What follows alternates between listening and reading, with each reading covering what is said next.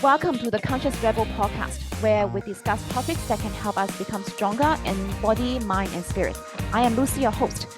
Hello, Rebels. Today, I want to talk to you about imagination and visualization, and in particularly visualization. So, do you consider yourself good at visualization or not so good at visualization? So in this episode, I want to dispel the myth about visualization. And in doing so, I wish to help you feel more confident and using visualization for your manifestation or spiritual practices, and to be empowered, knowing that you can visualize and you are good at it, particularly if you think you aren't good at it or you can't do it. So what inspired me to do this episode was that I was doing a group meditation class. This meditation class was teaching a meditation technique that involves visualization. And one of the participants raised a problem that she is unable to visualize. And she even received a diagnosis that has a name that says she doesn't have the ability to visualize. Now, I don't remember the name of this diagnosis, and I think that is a good thing, because when you give something that does not exist a name, you give it power that it does not deserve. And when you give something that does not exist a name, you make it real, which it is not. So I would recommend not subscribe to any of this bullshit. Anyway, so her question actually reminded me of an article I read maybe 2 years ago, maybe 2 or 3 years ago, by an artist I really, really, really like. Her artwork, like in my opinion, she is one of the best artists working in the fantasy genre. And she makes these beautiful drawings and watercolor paintings of a dream-like, fantastical world, other worlds, landscapes with many mystical creatures. It's just unbelievable, very, very beautiful. And I think many people have asked her in the article that she wrote, she told us that many people asked her if she can actually see the image in her mind before she creates them. And in this article, she told us that she also, I think, received a diagnosis of the thing that's like inability to visualize.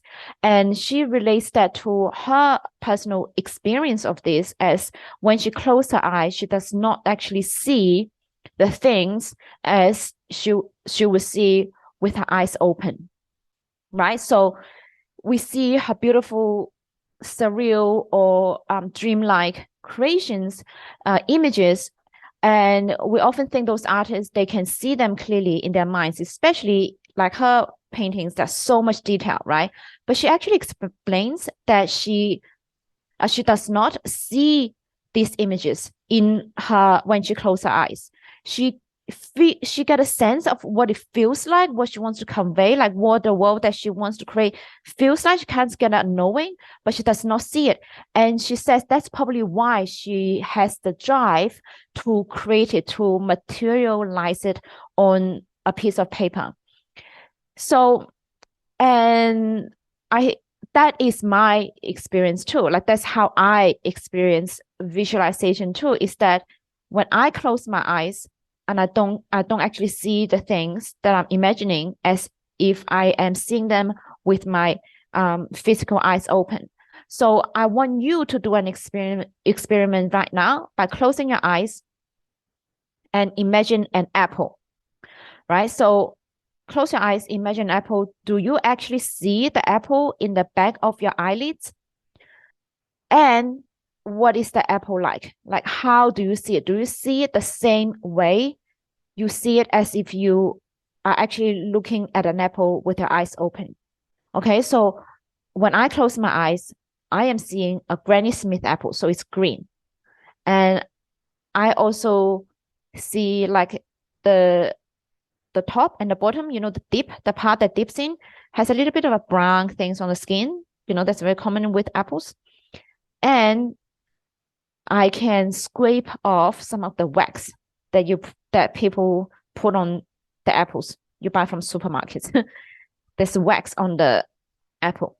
Okay, so now as you see the details of the apple, now if you are going to take a bite, imagine that you're taking a bite of the apple. You bite into the apple. What does it taste like? What's the texture like? My apple is not too sweet. It's not too sour. Typical Granny Smith apple taste. A little bit crunchy, especially the skin, and it's not very juicy. It's not very juicy, and it's just right. What's your apple like? What does it look like? What does it taste like? What does the texture feel like when you bite into it? So when I'm describing all this to you, I am actually engaging the visual sense, what we call visualization. That's visual, as well as the taste and the sensations. Okay, that's probably like more like the touch, the sensation you feel around your mouth and inside your mouth. Okay, so we are engaging in a few senses. You probably even hear the crunch as you crush into the apple through the inside of your mouth and ear canal, right? So, but are we actually experiencing all this through our physical senses, our physical eye, mouth, tongue, ear? No, we are not. Okay, we are imagining it. Nothing is happening to our physical senses. That does not mean we cannot visualize. When I close my eyes, I am imagining this Granny Smith apple, but I do not actually see it as I would if I have the apple in a three-dimensional physical world in front of my physical eyes. Different experience, okay? But it does not mean that you cannot visualize. You are visualizing. You are experiencing all these different senses on a different dimension. And if you're still not convinced, answer this question. Do you ever worry about the future? Do you ever, when you're doing something, in the middle of something, do you think about, oh, I need to pick up the kids a later time? Oh, what is for dinner? What is someone saying about me? Or what is my husband or wife or mom or my kids doing? And if you ever think about that, if you ever think about a future that you're imagining, that you're worrying, or about a past that you are reminiscing or regretting, you are using visualization. So if you ever even worry about the future or regret about the past, you are visualizing. You are just not using your visualization ability consciously. You are unconsciously visualizing. And most people are unconsciously visualizing. That's why most people continue to live in the same pattern day in, day out, year in, year out, right? There's never any growth or improvement because we are powerful creators. We are always creating what we visualize. But when we are not visualized consciously, we just kept in a loop. Okay, so that's why what I said before earlier, when you identify with this diagnosis that does not even exist, you believe you identify as someone unable to visualize, you would just be constantly visualizing, creating unconsciously. You won't be able to use your ability of visualization, which you have, which everyone has, to create consciously. That's why it's very important not to buy into this bullshit and know that you are able to visualize.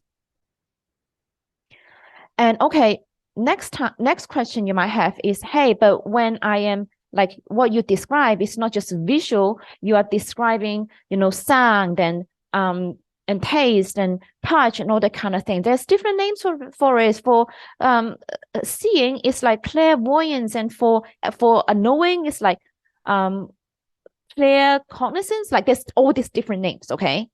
And I'm telling you, all these names do not matter. And actually, all these names for the senses that we actually have, but have been suppressed because we believe that we don't have them. We believe we have been trained to believe they're bullshit. So we are not actually able to express these abilities, right? But we actually have these abilities, okay? To see, to smell, like without the physical senses. So if you want to argue that, hey, these are like clairvoyance, sentience, and claircognizance, all these are different. So you cannot just label everything as visualization. And I'm telling you, that is also bullshit, because you are so busy trying to identify with a label, you are missing the point completely. The point is you are a powerful creator. It does not matter whether it is visual or auditory, all right, or sensual. You are not experiencing any of this with your physical senses. It's a sixth sense, seventh sense, whatever. It's not confined to this physical three-dimensional frequency. Okay, so don't be distracted by trying to identify with a label. You are visualizing all the time. So if anyone tell you that you aren't good at visualizing, do not buy into that bullshit. Any kind of this diagnosis is bullshit. And just remember, if you ever worry about the future, regret about the past, whenever you are in the present moment, you find your mind get distracted and think about anything else, you are visualizing, but unconsciously.